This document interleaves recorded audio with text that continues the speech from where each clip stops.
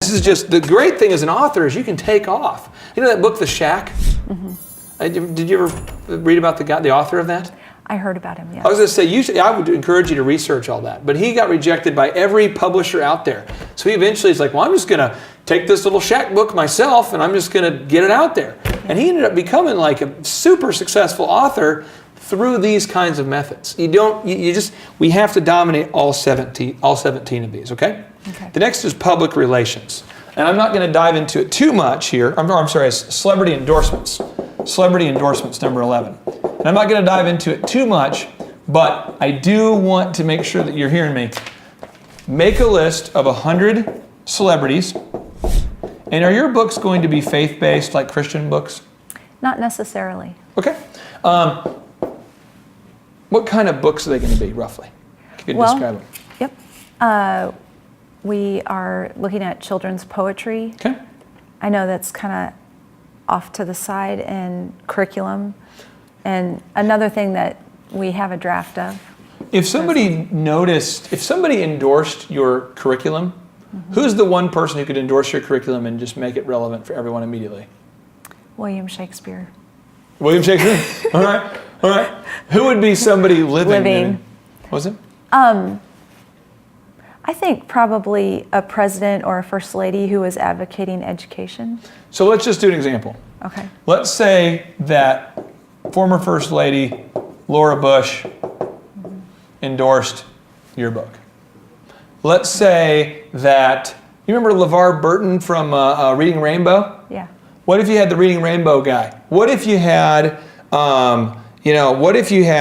let's say the Pioneer Woman? She's kind of like, living off the grid kind of thing. Yep. What if she endorsed your book? What if your curriculum? Well, do you realize how much of a bias our culture puts on celebrities? So I would encourage you and your husband, make a list of 100 celebrities that you would like to endorse your product. And I would reach out to all of them. All of them. And ask them, hey, I would love for you to review this product. It would mean the world to me if you could endorse it, and I would love to partner with you. And I'll give you an example. Jay-Z, the rapper, there's a kind of alcohol that's called the Ace of Spades. It's a champagne. And it basically had no sales. It was not doing well. It had dusty bottles that were sitting there of this unsold brand of champagne, okay?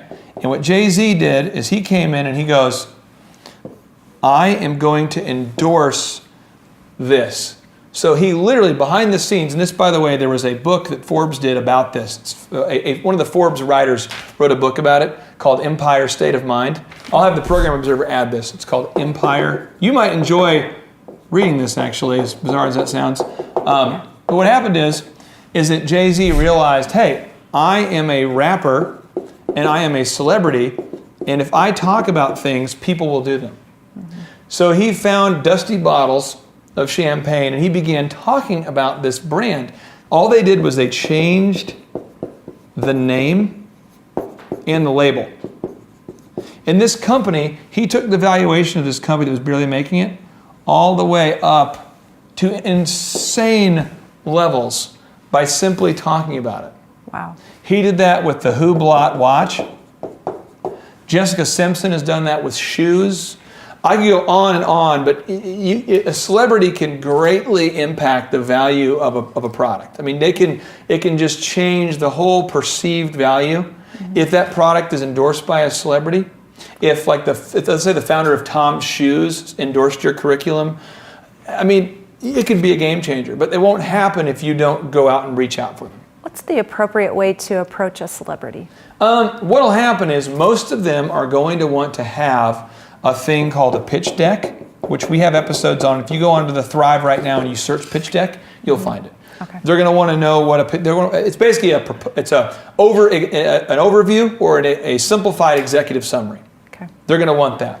Then they're going to want to know clearly, what are you wanting from me? Like, what's the win-win? And what are you willing to offer? So, what do you want here? What do you want from me? What is the need? What do you want me to do? What do you want? What are you offering? Okay, so example, you reach out to a celebrity. I'm just going to come up with an example. Let's say you've reached out to Jay-Z. And Jay, you're like, what do you want? He's like, well, I want you and Beyonce to endorse my stuff. And they say, okay, well, you're going to talk to their agent. You're not going to talk to them. Yeah. And their agent will say, well, can you send me an executive summary? Boom, you've got it.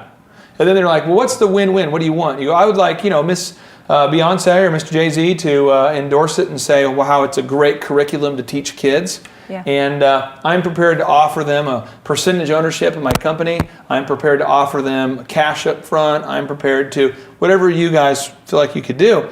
But you wouldn't believe, think about George Foreman and the grill. Mm-hmm. The guy tells the story. The guy made the grill, and America was remarkably not interested in the grill. George Foreman teams up with it. Boom! Everyone loves the grill.